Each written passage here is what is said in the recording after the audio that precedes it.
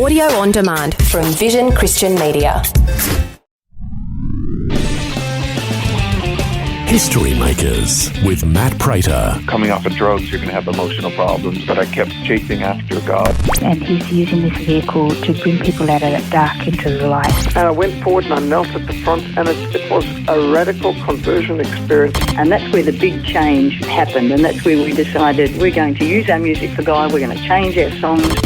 When I was about 25-year-old, I was busted and into jail, and it was there that I came to the Lord. History Makers with Matt Prater. Hi and welcome to History Makers. I'm Matt Prater. Today we're speaking to Michael Harvey, who's out in Australia visiting the Alpha Australia team and speaking all across the country about creating an invitational church culture. Michael's been involved as a founding member of Back to Church Sunday, which has seen over 50,000 people added to the church since 2004. It's great to have him on the line at the moment. How are you going, Michael? Doing well, thank you very much indeed. So, mate, I understand you've been to Australia a few times. How do you like our country? Are we nice and welcoming and friendly here? No doubt about it. Australians are very nice and welcoming and friendly, except on the kind of the cricket field. So I'm feeling welcomed very much at the moment. Oh, good to hear, mate. Well, we're going to chat a little bit about your involvement with Alpha and also Back to Church Sunday. But before we do that, let's find out a bit of your story. Tell us, where were you raised and what was family life like for you as a young fella? Yeah, I was raised in the north of England in Manchester, and I was brought up by my grandmother. I never lived with my mother, never knew my father, so it was quite a kind of a difficult upbringing. But certainly at the age of 8, my mum started going to a local evangelical church, and it was through that church and through a man in particular who was the youth leader there that I came to kind of faith at the age of 13. And was it a dramatic conversion when you came to Christ? Very, very simple. Remember it being a Sunday school lesson, just asked to consider praying a prayer, which I did, and just very, very, very simple indeed. And it was later on, really, in my life, at age of 18, 19, that it started to make an incredible difference in my life. And what did you do for a career as a young fellow after school? What was life like for you then? Yeah, I kind of failed all my exams and started off on in a work experience job.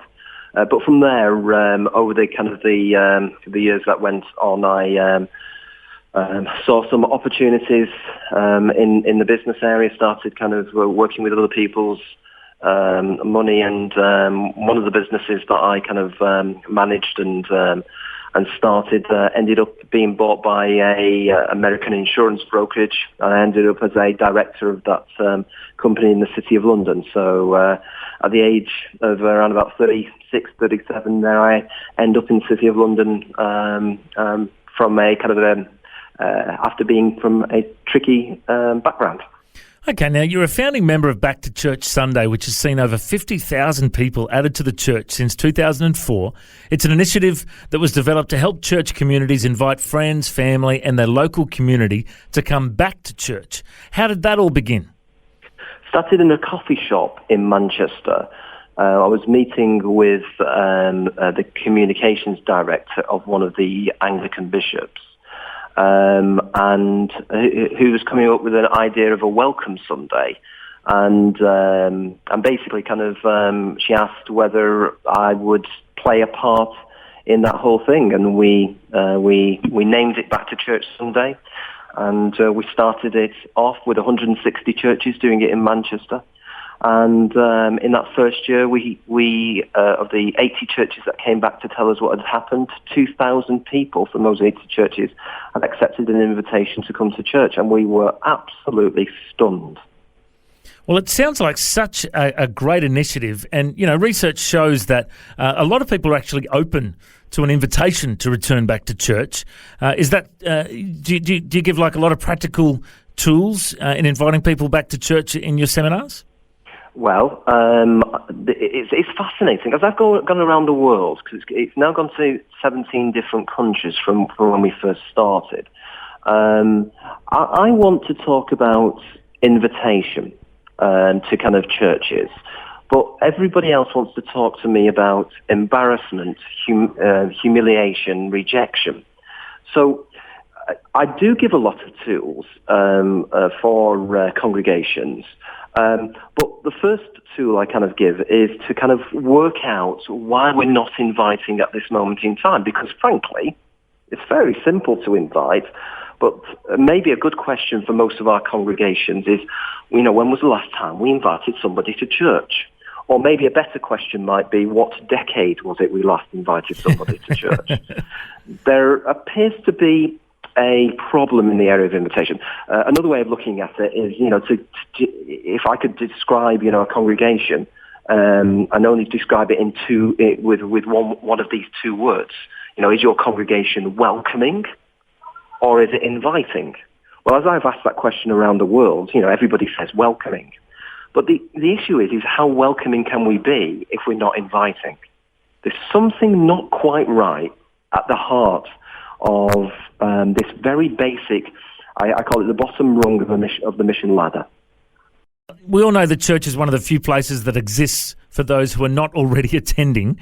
The problem is many churches find it difficult when it comes to inviting people because, a lot of people are just, so ashamed. They think that people are going to just jump down their throat and call them a religious, Bible basher, all that kind of thing. How do we overcome that fear? How do we change to becoming bold when it comes to inviting people?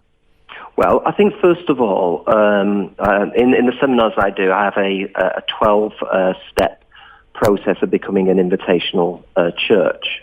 So basically, I'm signing churches up to a 12-step plan. It's got that bad at this moment in time.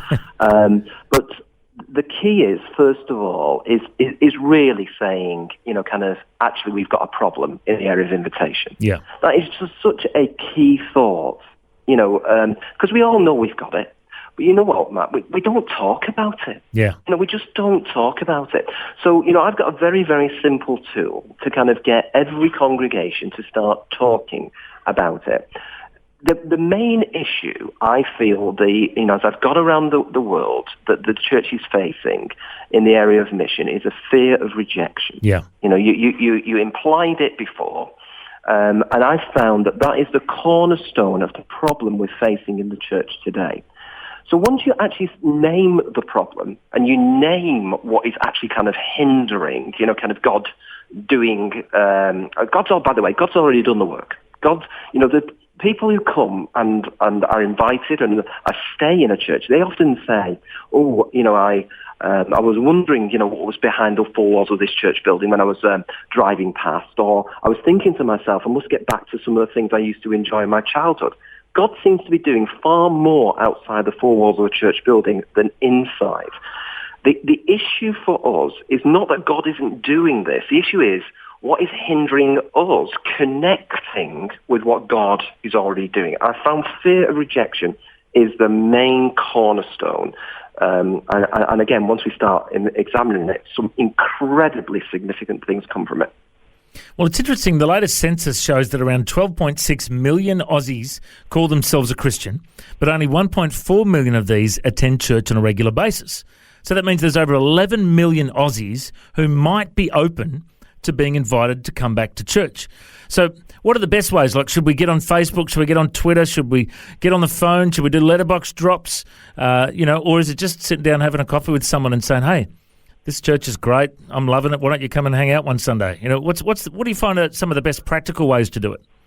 Okay, I found what I'm about to say now. It kind of contains the seed of the kind of the solution and the problem. I found success is one person inviting one person. Yeah. Now, I didn't say success is one person inviting one person and that person saying yes. That is profoundly important for the church to know. That it's God's bit. The yes or the no of an invitation is God's bit. Whether somebody says yes or somebody says no to an invitation is entirely in God's hands and the person we're inviting's hands. But we get so wrapped up in getting a yes that when we get a no, that ends our career in invitation. Most of us have never got over the last time somebody said no to us. And so we don't invite anymore. Well, I can relate to that, mate, because I've been rejected so many times it's not funny. But the handful of times that people have come along, I've seen people come to Christ. I've seen people, and I've got to say, when you invite someone and it works, when you invite someone, they love it, they come to Christ, they get off drugs, they get their marriage fixed, whatever happens, it's like you get the biggest buzz in the world and you just want more. It's like an addiction. You're just so excited about inviting people again. Do you find that's the case? Once it actually works, you want to do it more? Yeah, I think the thing is, it's in Christianity today, we want to live disappointed than feel disappointed. But you see, when we, the possibility of getting a no by not inviting, we miss the joy of the possibility of an incredible transformation in the life of somebody that we invite. We lose all sense of feeling. We've lost this kind of real joy in seeing that through, but not only rejection, us getting a no, and also getting a yes and seeing the joy. We've lost this kind of this real sense of discipleship within our lives. So, what I've come to the conclusion of is that invitation is an incredible discipleship tool for our present congregations. The fruit of this is that some people will say yes to our invitation and some people will say no. But it's a wonderful tool to actually disciple a whole congregation. It's just, one of the best things I've found, over the past 6 or 7 years.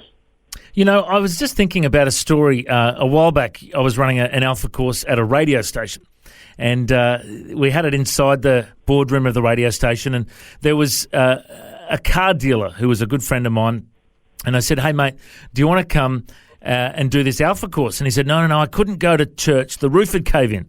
And I said, well, it's actually at a radio station, so why don't you come in here and do the Alpha course here?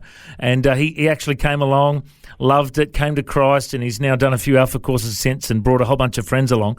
But he actually had that fear that the roof would cave in if he walked into a church. Do you find that's a common blockage why people don't go to church? Yeah, I think very often, kind of people feel as if they've got to get their life together, that they've got to be holy, before they actually step into a church building. 5 minutes in most of our congregations will disabuse them of that sort of thinking, but nevertheless, that is a prevalent thought which is out there. And so this is why it needs a friend, kind of helping people, across the threshold of the church. And it may well be, that we need to start our invitational career by kind of inviting people, around for a meal and, with a couple of other people from church, or to an Alpha course in a pub. There are lots of different ways we can actually do this. But there's no doubt in my mind that there is fear on either side of the church threshold. They're afraid to come into a church building or into a church situation for all sorts of reasons. But you know what? We're afraid to go and actually invite them. And wherever there is fear, I think we need to suspect that God is calling us through that fear. I think Christianity has always been a battle between faith and fear. And I think fear is a wonderful indicator of where the boundary edge of the kingdom of God is in our lives. Now, Michael, I've got a friend who runs a church that was an old school Pentecostal church. They swung from the rafters, that kind of style of church, and he decided that he wanted to change the culture of the church so that they could win the lost and, reach out to the unchurched. And so he actually put all of his leaders through the Alpha course first, so that they got the invitational culture revelation that, it's not all about us, it's about reaching out. And then they started running Alpha courses 3 or 4 times a year. They've now, at first they lost 100 people when they changed the direction of the church, but since then they've now had 400 people join the church, mainly new converts, and it's a thriving church that's reaching out to their community. And the Alpha course was a catalyst to help change that church. Do you find that the Alpha course is useful in the places you travel all around the world to change church culture as well? Oh, definitely, because I think, it's too easy to kind of concentrate on kind of people who are maybe drifting from one church to another as a way of actually kind of growing a church. It is really about extending, kind of out into what God is already doing in our world. And I think Alpha provides just a fantastic tool for kind of churches to be able to actually kind of do that. And it's just such an easy way to implement within a church's kind of mission strategy. And if people would like to find out more about the Alpha course, the website's alpha.org.au. They can find all the information there. Maybe sign up your church to do the Alpha course. Or, of course, there's Youth Alpha, the Parenting course, the Marriage course, Student Alpha, Alpha for Prisons, Business Alpha. So many of them are available. Now, before we go, mate, the most important question I like to ask all my guests is, there might be people listening that aren't Christians, that have never heard the gospel of Jesus Christ, don't know what this is all about. You talked about your testimony about how you came to Christ at a young age. For those that are listening that don't know the gospel, would you just share that with our listeners? What is the gospel and how do people respond to it?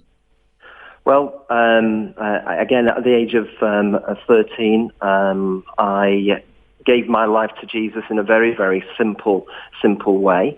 And what the good news has actually kind of done for me is that actually kind of God is working, transforming my life, on a daily basis. And so I don't need to live with fears and worries and anxieties. I think, kind of in today's world, one of the epidemics that we're actually kind of suffering from is that we're a stressed society.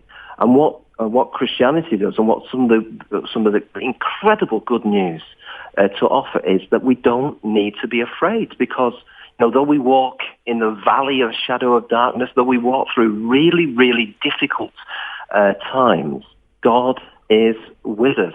And this is kind of the incredible good news, that God, the Holy Spirit, is with us, coaching us, mentoring us, taking, kind of a real fascination and interest in how our lives can be transformed to live, just freer than we are right now.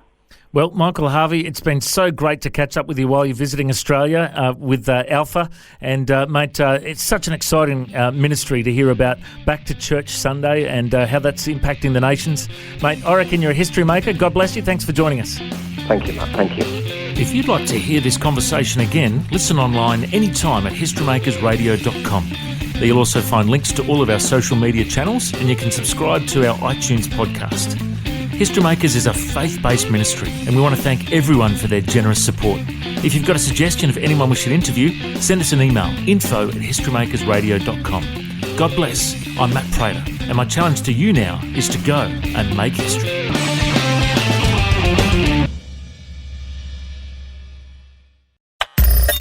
Thanks for taking time to listen to this audio on demand from Vision Christian Media. To find out more about us, go to vision.org.au.